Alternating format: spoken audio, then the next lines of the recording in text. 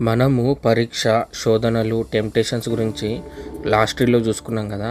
కానీ ఈ వచనంలో ఇంకొక ఇంపార్టెంట్ వర్డ్ మనం చూస్తాం. శోధనలో పడడం అనేది విశ్వాసి జీవితానికి కామన్ కదా! కానీ నానా విధములైన శోధనలు అని ఉంది ఇక్కడ. నానా విధములైన శోధనలు అంటే అనేకమైన శోధనలని. ఒకటేసారి ఒకటి కాదు. ఒకటేసారి ఎన్నైనా శోధనలు రావచ్చు. అలాగే ఒక్కసారి ఒక టైప్ ఆఫ్ శోధన అనే కాదు. ఒకటేసారి వేరియస్ డిఫరెంట్ టైప్స్ ఆఫ్ శోధనలు రావచ్చు అని అర్థం. అలాగే సడన్గా కూడా శోధనలు రావచ్చు అని అర్థం. దీనికి బెస్ట్ ఎగ్జాంపుల్ మన బైబిల్లో యోబుని చూస్తాం మనం.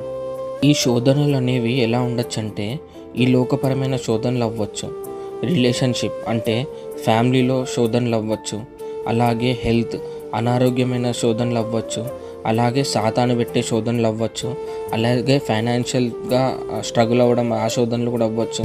ఇంకా చాలా ఉన్నాయి ఇలా చూసుకుంటే మనం. ఈ శోధనలలో పడినప్పుడు అది మహా ఆనందం అని ఎంచుకొనుడి అని ఉంది ఇక్కడ. ఎందుకో చెప్పండి. ఈ శోధనల వల్ల మన లైఫ్లో కరెక్షన్స్ చేసుకుంటాం మనం. ఈ శోధనల వల్ల మనం వెళ్తున్న రాంగ్ డైరెక్షన్ నుంచి కరెక్ట్ డైరెక్షన్కి చేంజ్ అవుతాం. ఈ శోధనల వల్ల ఇంకొక స్టెప్ విశ్వాసంలో పైకి ఎదుగుతాం మనం.